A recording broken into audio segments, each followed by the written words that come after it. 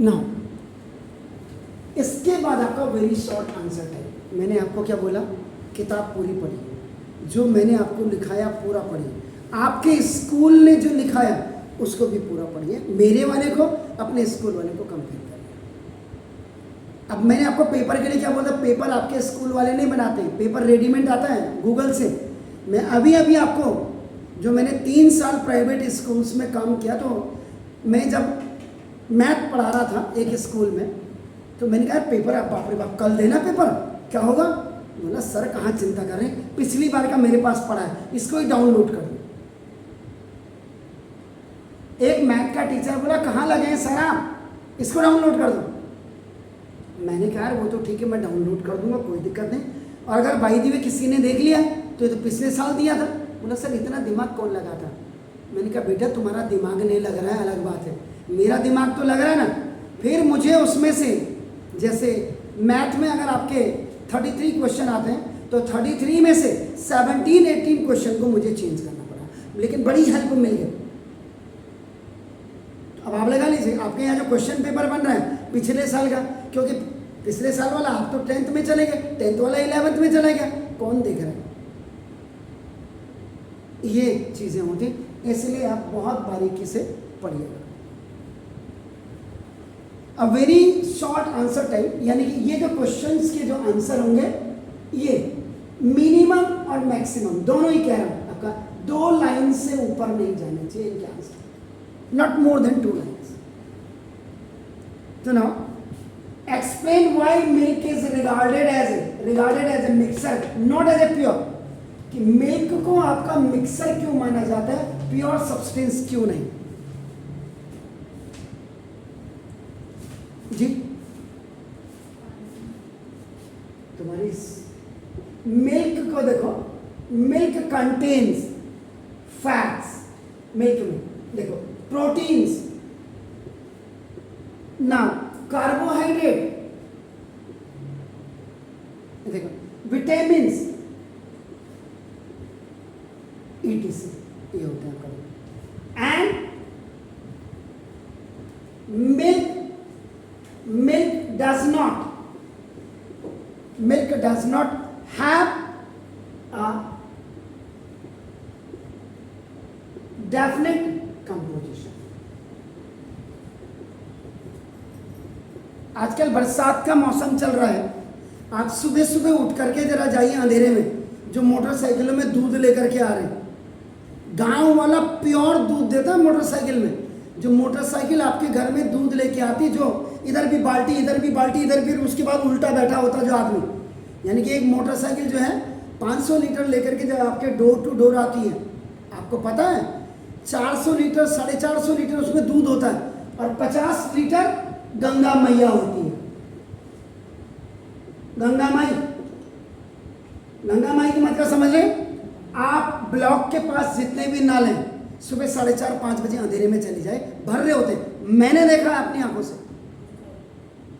अब आप लगाइए, आपके घर में आकर के 60 किलो दूध दे रहे, सपोज 60 लीटर लेकर आपका 60 रुपए लीटर आपको दे रहे। जो दूध जो गांव से सुबह सुबह दूह करके ला रहे हैं, वो उनसे ये पट्टे लेते हैं 45 रुपए, सीधा 1 लीटर में 15 रुपए तो इन्होंने ये कमाए। और जो 50 लीटर इन्होंने गंगे मैया डाला, वो 50 लीटर 50 लीटर 600 है देखो अपना, तो 6 पंजे 3000 इन्होंने सीधा गंगा मैया के कमाए। और 60 रुपए, 60 में से बल्कि इसका अब आपका क्या होगा, इसमें 45 गुणा 15 कर दीजिएगा, 15 पंजे 75, 7 15 चको 7, ये देखिए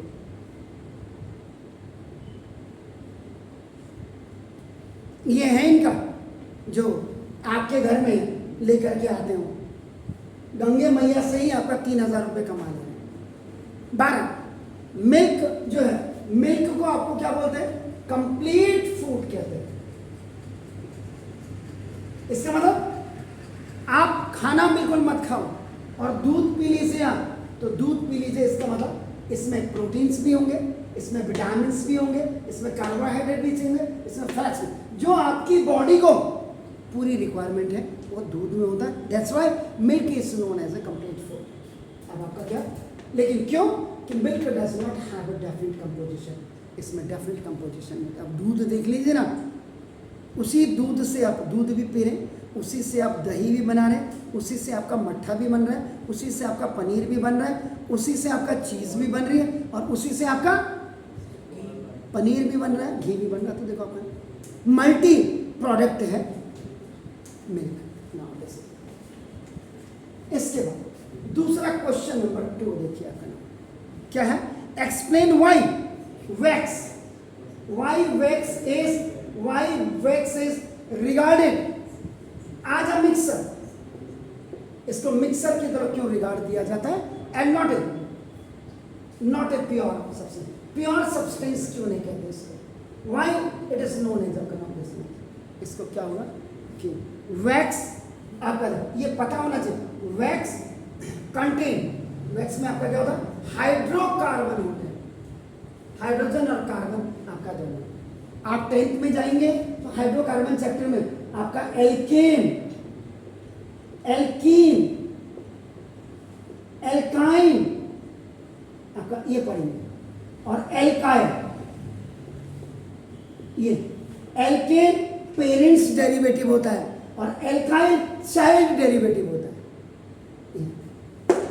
तो वैक्स में आपका क्या होता है, ये आपका कंटेन्स हाइड्रोकार्बन होता है, और ये लगभग इसमें कंटेनिंग ना 22.30 कार्बन एटम, इतने परसेंट आपका कार्बन एटम्स होता है, एंड डज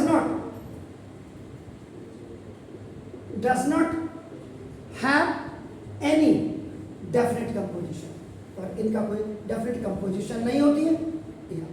इसका आंसर